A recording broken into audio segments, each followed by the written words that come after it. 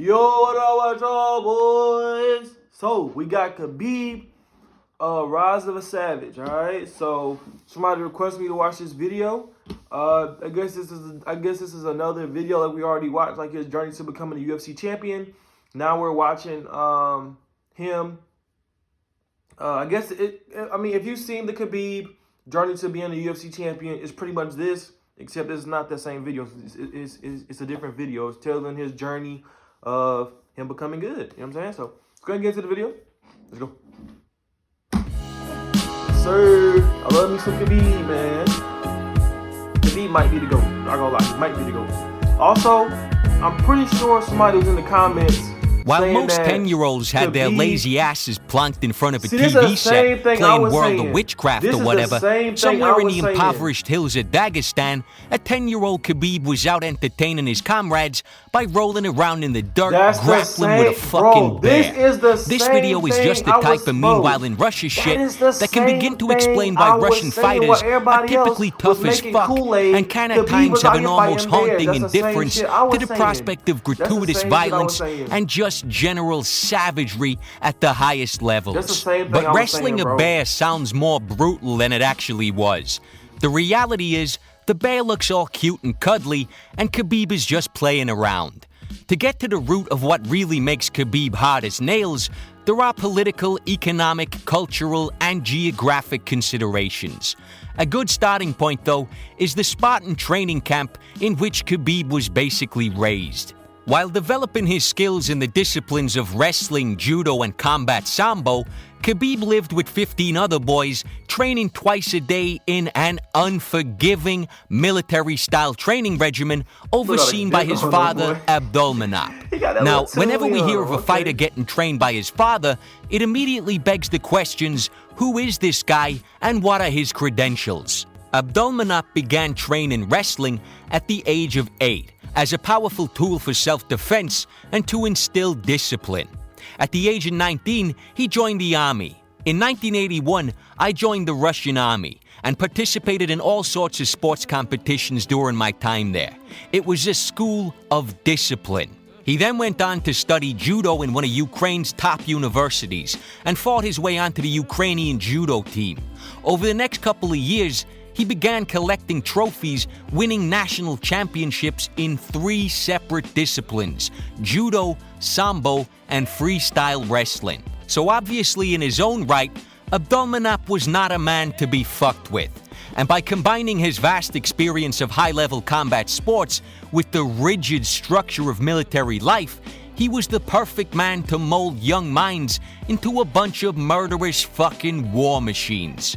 At the heart of Abdulmanap's training philosophy is the harsh principle of discipline or punishment. In a Russian documentary, Khabib stated, "There were a lot of punishments. I said to the father that I didn't want to study, he punished. When he explained to me with words, I didn't understand.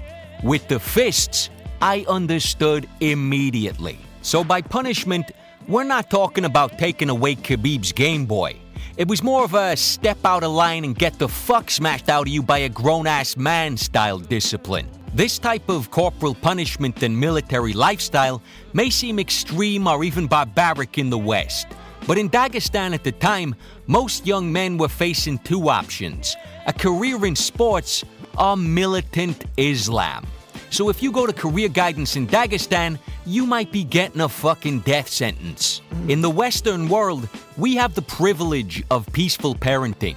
But there's no doubt in my mind that Abdulmanap was coming from a good place. He was doing everything in his power to equip his sons and students with everything they needed to deal with the harsh realities of the Caucasus. Having said that, even though that type of parenting is totally unnecessary in the West, when you look at some of the pathetic bullshit on college campuses these days, you almost wish you could stick some of these assholes in a container and ship them off to Dagestan to spend a semester or 2 with Abdulmanap.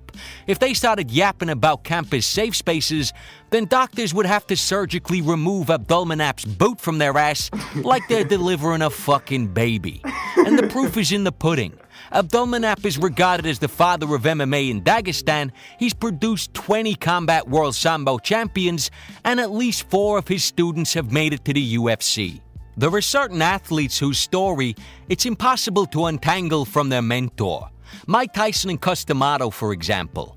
A big part of Tyson's success came from his reverence for the wisdom of his teacher and the humble acceptance that even in the face of enormous success, he was still the student. Well, Khabib very much has this reverence for Abdulmanap. It's shameful to offend the father or an elder. If you're punished, it means you deserved it. And it must be incredibly powerful when the man guiding your career and teaching you everything you know is also your primary motivation. After an emotional win over Abel Trujillo, Khabib stated, "My main motivation is my father. He invested a lot of time into me. He brought me up and made a man out of me. And his happy face after the fight is the best reward for me. I cannot let him down." Khabib has stated that his father always created the toughest conditions with the stated goal of either mentally breaking Khabib or driving him to reach that next level, constantly striving to improve. Now, say what you want about the methods, but that type of relentless striving is how you create one tough motherfucker with an unbreakable spirit and a work ethic that shits all over your regular, average, world-class fighter. To summarize that whole point, Khabib was simply bred to be a savage. It's not what he does, it's who he is. That's what I was When saying. Khabib was discussing the time he spent injured, he said the following: "It was like someone takes you and puts you in jail, like you were isolated." In other words, martial arts and violence is how Khabib relates to the world. Without it, he feels completely cut off from humanity. Every nation is a fighting nation, if you go back far enough. But in Dagestan, there's still blood on the soil. There's a brilliant article on Bloody Elbow describing the history of the region. Dagestan and the Caucasus were conquered by the Soviet Union in the 1800s in a brutal takeover that lasted almost 50 years. Since then, the region has played host to a series of attempts to establish an independent Islamic state, often centered in Dagestan. The most recent of these was in 1999, when there was a brief conflict between warring Islamic factions vying for control of the region. The whole affair lasted only 6 weeks before Russian airstrikes bombed the fuck out of their asses and brought an emphatic end to the conflict. Abdulmanap believes the conflict had an impact on his children. The simmering tensions and constant threat of danger in the region placed training in a very different context, namely as preparation for the potential onset of war. I believe every man must be ready for war, even in peaceful times. It is always a topic of discussion in the Caucasus. We often hear fighters say, "I'll fight anywhere. I'll fight in the street." But when Khabib says it in that calm, ice-cold, matter-of-fact monotone, you believe him. I'm sure for most fighters, the UFC is about the highest stakes they can imagine. But from the time Khabib was a child, grappling with a bear, his subconscious has likely been grappling with the prospect of a fight with far greater consequences, where it's not a matter of win bonuses and title shots, it's a matter of life and fucking death. The usual pressure and nerves associated with a fist fight must have muted significance for someone whose whole psychology has adapted to living in an area of boiling hostility between radical Islamic fundamentalists. Good luck getting in Khabib's head.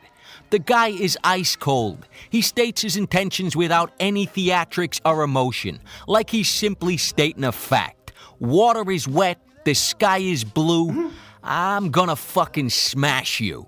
Can you imagine the build-up for McGregor versus Khabib?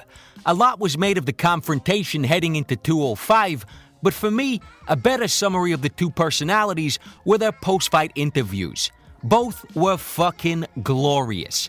Conor was his usual brash, charismatic self. Where the fuck is my other belt? $4 billion? Cheap motherfuckers. Khabib, on the other hand, was cool, concise, and supremely confident in the face of a hostile crowd. Beginning of year, he tap like chicken. End of year, he fight for title. There's only 6 million Irish, there's 150 million Russians. On the MMA Hour, John Kavanagh later replied, "It may be 150 million versus 6 million, but when that cage door closes, It's one-on-one. Perfect. No disrespect to Ferguson, but when you consider everything, the styles, a surgical striker versus a relentless grappler, the psychological warfare, a mouth that can decimate opponents versus an unbreakable will, the personalities, confident and overstated versus equally confident but understated. Khabib versus McGregor is my most anticipated fight for 2017. It is a glorious clash of two polar opposite titans of the sport, right in their fucking prime. Does not get any better. If you developed a photo negative of McGregor, you'd have a picture of Nurmagomedov, probably holding a fucking knife. The last thing I want to briefly touch on is the geography, religion, and culture of the region. In the documentary, Khabib stated, "We have grown up in such severe conditions, in mountains. Therefore, it is evident in our spirit. Compare 15 minutes in the cage to life in the mountains. It is incomparable." Abdulmanap has stated, "In my opinion, training deep in the mountains is an irreplaceable part of training. You simply cannot go 3 or 5 full rounds without elevation training." With regards to religion, Khabib is a devout Muslim, which, as we know, does not tolerate vices like drink or drugs. If you went out of your way to orchestrate the perfect circumstances to produce a physical and mental monster, you'd have a hard time doing better than the cold, cruel mountains of Dagestan.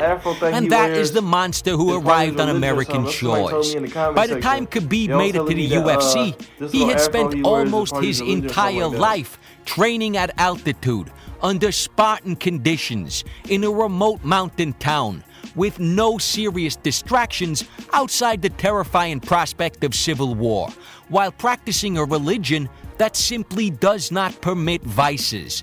Khabib's not your average fighter, he is a fucking savage.